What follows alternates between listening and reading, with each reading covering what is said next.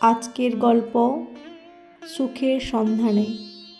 বিয়ের প্রায় 7 বছর পর এই প্রথম আকাশের সাথে বাইরে ঘুরতে এসেছিল মৌমিতা। জীবনে প্রথম পাহাড় দেখে ও বিহ্বল হয়ে গিয়েছিল। পা খেয়ে খেয়ে গাড়িটা যত উঁচুতে উঠছিল ওর মনে হচ্ছিল ওই বরফের চূড়াগুলোই স্বর্গ। মনে হচ্ছিল আর একটু পরেই ওই স্বর্গে ও উড়ে বেড়াবে। আসলে আকাশ একটু ঘরকুনো, আর ওর একার রোজগারে শ্বশুর শাশুড়ি ননদ দেওর আবার নিজেদের দুটো বাচ্চার সংসার টানতে টানতে ও হাঁপিয়ে উঠত। বিয়ের পর একবার সিকিম যাওয়ার কথা হয়েছিল, কিন্তু সেই সময় শ্বশুরের হঠাৎ করে হার্ট অ্যাটাক করায় সেটা আর যাওয়াই হয়নি। তারপর ছেলে আর মেয়ে হলো, এরপর ওদের বড় করা, সংসারের আর 5টা ঝামেলা সামলে আকাশ আর ওকে নিয়ে কোথাও যেতেই পারেনি। মৌমিতার খুব ইচ্ছে ছিল পাহাড় দেখার। আজন্ম কলকাতায় বড় হয়ে কোনো দিন পাহাড় দেখেনি ও। বাবার বাড়ি যে 21টা বছর কাটিয়ে এসেছিল, তাতে মাত্র 2বার পুরী, একবার দীঘা আর একবার সুন্দরবন ঘুরতে গিয়েছিল মৌমিতা। আর স্কুল থেকে একবার শান্তিনিকেতন গিয়েছিল সে। বড়দির বিয়ে হয়েছিল ও যখন 11 ক্লাসে। বছর বছর প্রভাসদা বড়দিকে নিয়ে কত জায়গায় ঘোরাতো, আর বড়দি বাপের বাড়ি এসেই কতগুলো অ্যালবাম আর গল্পের ঝুলি নিয়ে বসতো। মৌমিতা আর নমিতা বড়দির গল্প শুনে স্বপ্ন দেখত তারাও একদিন বিয়ের পর এভাবেই ঘুরবে বরের সাথে। দিদির গল্প শুনে ভবিষ্যতের সুখস্বপ্নে বিভোর হয়ে যেত ছোট 2 বোন। নমিতা মৌমিতার থেকে 2 বছরের ছোট। আকাশের সাথে মৌমিতার বিয়েটাও হঠাৎ করেই হয়ে যায়। বড়দির শ্বশুরবাড়ি ঘুরতে গিয়েছিল ও কলেজের পরীক্ষার পর। প্রভাসদার বন্ধুর পিসতুত ভাই আকাশ, ওর বিয়ে ঠিক হয়েছিল ওখানেই দিদির এক মামাতো ননদের সাথে। বিয়ের 4 দিন আগে সেই ননদ মামুন নিজের পছন্দ করা ছেলের সাথে পালিয়ে গিয়েছিল। এদিকে ছেলের বাড়ির মাথায় হাত, সব ব্যবস্থা হয়ে গেছে, আত্মীয়রা আসতে শুরু করেছে। ওরা সবাইকে ধরেছিল একটা বিবাহযোগ্য মেয়ে জোগাড় করে দিতে। 3 মেয়ের বাবা অজয়বাবুকে তার বড় মেয়ে যখন ফোন করে প্রস্তাবটা দিয়েছিলেন, উনি এটাকে ভগবানের আশীর্বাদ ভেবে নিয়েছিলেন। 1 রাতের মধ্যেই জামাইকে নিয়ে উনি সব ব্যবস্থা পাকা করে ফেলেছিলেন। আকাশ সম্বন্ধে খোঁজখবর বড় জামাই আগেই নিয়ে রেখেছিলেন, তাই ওই তারিখের মামনের বদলে মৌমিতার সাথে বিয়ে হয়ে গিয়েছিল আকাশের। মৌমিতার মনে একটু কিন্তু ছিল। সেভাবে বাজার হাট কিছুই হলো না। মায়ের গয়না যা ছিল তা থেকেই ওকে হাতে কানে গলায় মোটামুটি সাজিয়ে বাবা ওকে সম্প্রদান করেছিলেন। শ্বশুরবাড়ি চন্দননগর হলেও বর্ধমানে বসেই বিয়ে হয়েছিল, কারণ আকাশের বাবা সবাইকে বলেছিলেন বর্ধমানের মেয়ে যে বদলে গেছে তা আর সবাইকে নতুন করে জানাতে চাননি উনি। তাই মৌমিতার বেহালার বন্ধুরা, পাড়া প্রতিবেশী কেউ যায়নি ওর বিয়েতে। বাবারও তেমন কোনো খরচ হয়নি ওকে পার করতে। ভবন ক্যাটারার সব তো ঠিক হয়েছিল মামনের। জীবনের নাগরদোলায় মামনের বদলে মৌমিতা পার হয়ে গিয়েছিল এভাবেই। মৌমিতা ওই একঘেয়ে জীবন থেকে বেরিয়ে এক নতুন জীবনে গিয়েছিল, মনে অনেক আশা নিয়ে। কিন্তু বিয়ের পর বুঝেছিল সবার জীবন বড়দির মতন হয় না। বড়দির ছিল টোনাটুনির সংসার। 5 বছরেও ওদের মাঝে তখনও কোনো নতুন অতিথি আসেনি। অথচ তাই নিয়ে বললে ওরা বলতো ওরা এখনই চায় না কারো দায়িত্ব নিতে। ওদের মাথার ওপরও কেউ ছিল না। প্রভাসদার রেলের চাকরির সুবাদে ওরা পাস পেত আর প্রচুর ঘুরত। সেখানে মৌমিতার দেওর আর ননদ কলেজে পড়ছিল।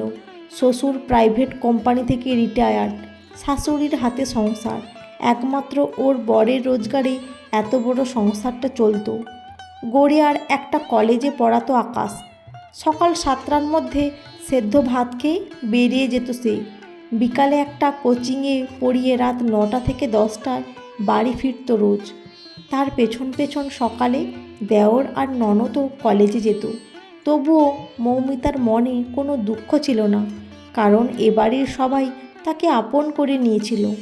দেওর আর ননদ বৌমণিকে চোখে হারাতো। সব খুনসুটি তার সাথে, কোনো কিছু তাকে না দিয়ে খেত না। অন্যদিকে শাশুড়ি ছিলেন মাটির মানুষ, আর আকাশ ছিল সত্যিই ভালো মানুষ। আদর সোহাগে ওকে ভরিয়ে তুলেছিল। বাতাসিয়া লুপে দাঁড়িয়ে একমনে পাহাড় দেখছিল মৌমিতা। হঠাৎ দেখা ছোটবেলার বান্ধবী পৌলমীর সঙ্গে। কলেজের পর আর দেখাই হয়নি ওর সাথে।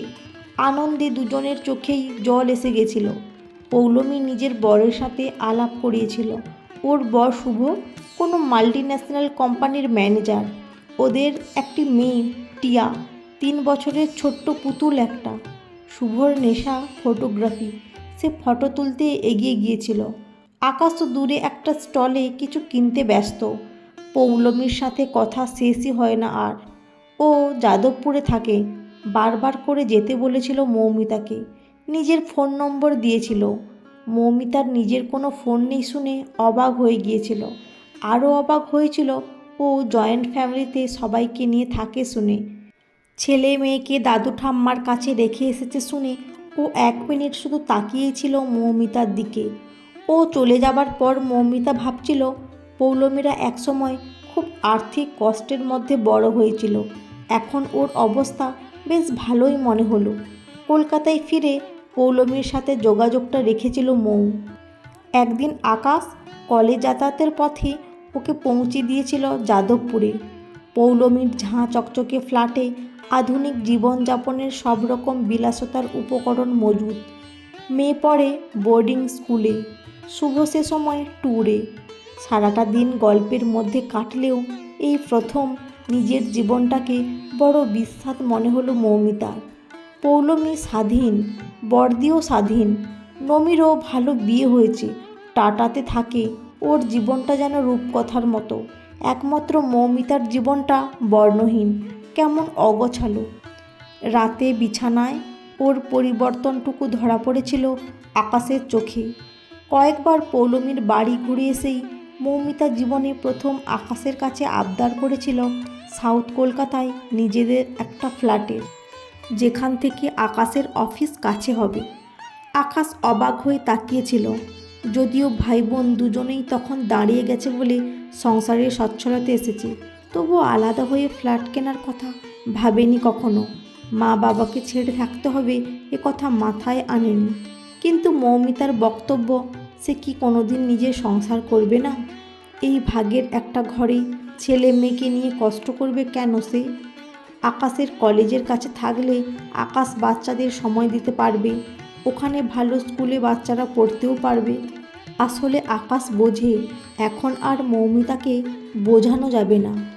কয়েকদিনের মধ্যেই মৌ পৌলমীর সাহায্যে ফ্ল্যাটের খোঁজ শুরু করে। শান্ত স্বভাবের আকাশ ওকে বোঝাতে পারে না। পরের মাস থেকে শনি রবিবারগুলো ফ্ল্যাট দেখার জন্য বরাদ্দ হয়। মৌ বাড়িতেও একটা আভাস দিয়েছিল, আকাশ বুঝতে পারে। বাবা মা কিন্তু মৌমিতার বিরোধিতা করেনি, বরঞ্চ বাবা বলেছিল কলকাতায় একটা ফ্ল্যাট থাকা ভালো। অবশেষে গড়িয়া বাইপাসে 3 দিক খোলা 1,500 স্কোয়ার ফিটের দক্ষিণমুখী ফ্ল্যাটটা আকাশ বুক করে বাধ্য হয়ে। গৃহপ্রবেশের দিন সবাই এসেছিল। পৌলমীকে আর অন্য বন্ধুদের ফ্ল্যাটটা ঘুরিয়ে দেখিয়ে মৌ শান্তি পায়। 2 দিন পর শ্বশুর শাশুড়ি আর বাকিরা চলে যেতেই মৌয়ের বেশ আনন্দ হয়। এবার সেও স্বাধীন, পৌলমীর মতো সেও সাজিয়েছে নিজের ফ্ল্যাটটা। আকাশ কিছুতেই না করেনি। তবে সকালে ও আরেকটি কোচিং জয়েন করেছে। এখন তো প্রচুর সময় হাতে। ছেলে মেয়েকে এদিকে স্কুলে ভর্তি করেও দিয়েছে। মৌয়ের হাতে অখণ্ড অবসর। পৌলমীর মাধ্যমে আরও কয়েকজন বন্ধুর সাথেও যোগাযোগ হয়েছে মৌমিতার। কিন্তু কদিন যেতেই মৌ এই আধুনিক জীবনযাপনে হাঁপিয়ে ওঠে। বন্ধুদের সাথে আড্ডা আর কিটি পার্টি মানেই তো পরনিন্দা আর পরচর্চা। এত আধুনিক পোশাকেও ও অভ্যস্ত নয়। ও বোঝে ওকে নিয়ে বাকিরা হাসাহাসি করে। ননদের সাথে সিনেমা দেখে, শপিং করে রাস্তায় দাঁড়িয়ে এগরোল বা ফুচকা খেয়ে যে স্বাদ পেত ম্যাকডোনাল্ড বা KFCতে, সেই প্রাণের ছোঁয়া পায় না সে। ফ্ল্যাটে একা সময় কাটতে চায় না তার, ননদও আসতে চায় না। আকাশকে ঘুরতে যেতে বললেই ও লোন আর ইএমআইয়ের গল্প শোনায়। এত জিনিস সব যে লোনেই কেনা। বাচ্চারাও দাদু ঠাম্মাকে খুব মিস করে, ওনারা আসেন না তেমন। মৌ দুবার ঘুরে এসেছে, কিন্তু ও বাড়িতে গেলে একটা অপরাধ বোধ মাথাচাড়া দেয়, কেমন যেন লাগে। দেওর বদলি হয়ে বোম্বে চলে গেছে। ননদের বিয়ে করার আপাতত ইচ্ছা নেই, একটা ভালো স্কুলে পড়াচ্ছে চন্দননগরেই। ছেলে মেয়ে দুটো কেমন যেন হয়ে যাচ্ছে, জেদি এক মেয়ে। আগে পিসি পড়াতো, এখন টিচার আছে, তবুও বাজে রেজাল্ট করেছে। পৌলমীর কাছাকাছি এসে মৌ বুঝতে পেরেছে এদের জীবনযাত্রা দেখতে যতই ঝাঁ চকচকে হোক, ভেতরটা ফাঁপা। আরেক বন্ধু রুমি বলেছিল শুভ আর পৌলমীর মধ্যে বনিবনা নেই, মেয়ের কথা ভেবে ওরা ডিভোর্স করেনি। শুভ ট্যুরের নাম করে অন্য কারোর সাথে থাকে। মৌমিতার ভালো লাগে না এসব শুনতে, সবাই যেন কেমন মেকি। একদিন সাউথ সিটিতে রুমির বরকে দেখেছিল অন্য একটি মেয়ের সাথে ঘনিষ্ঠ হয়ে ঘুরতে। সেদিন থেকে মৌও আকাশের দিকে বিশেষ নজর দিয়েছে। এদিকে আকাশ কোচিং নিয়ে পড়িয়ে রোজ রাত করে ফেরে। দুদিন মৌ অটো করে কোচিংয়ে গিয়ে দেখেও এসেছে যে আকাশ আছে কিনা। এভাবে একটা বছর কাটতেই হাঁপিয়ে উঠেছে সে, অথচ মুখ ফুটে বলতে পারে না আকাশকে। সেদিন সকালে রুমি ফোন করে পৌলমীর খবরটা দিয়েছিল। পিয়ারলেস হাসপাতালে গিয়ে মৌ যখন পৌঁছালো সব শেষ। ফ্রাস্ট্রেশন থেকে বিষ খেয়েছিল 5 বছরের মেয়েটা প্রতিবেশীদের কোলে। শুভ কয়েক মাস ফেরে না, দিল্লিতে এক পাঞ্জাবি মেয়েকে নিয়ে থাকে কানাঘুষো। খরচাও দিত না বউ আর মেয়ের। এইসব শুনতে আর ভালো লাগছিল না মৌয়ের, কেমন একটা ভয় মনের ভিতর। এই পৌলমীর জীবনকে একদিন ও হিংসা করেছিল, কত সুখী মনে হতো ওকে। হাসপাতাল থেকে একা চন্দননগর ফিরেছিল সোজা। মেয়ে আর ছেলে ফাইনাল পরীক্ষা শেষে থাকতে এসেছিল কয়েকদিন আগেই। আকাশকে চলে আসতে বলেছিল শুধু। শ্বশুর শাশুড়ি ওকে এভাবে দেখে অবাক, কোনো কথা বলেনি মৌ। বহুদিন পর মন খুলে কেঁদেছিল শাশুড়িকে জড়িয়ে। ননদের কোলে মাথা রেখে শুয়েছিল সন্ধ্যায়। ছেলে মেয়েও খুব খুশি মা চলে আসায়। 2 দিন এভাবেই কেটে গেল। আকাশ উসখুস করছিল ফেরার জন্য। মৌ আর ওর বোন বসে বাতাবি লেবু মাখা খাচ্ছিল, বাচ্চারা বাইরে খেলছে। আকাশ যাওয়ার কথা তুলতেই মৌমিতা জানিয়ে দেয় সে আপাতত যাচ্ছে না। আকাশ বলে কিন্তু বাচ্চাদের স্কুল আর আমার কোচিং এসব।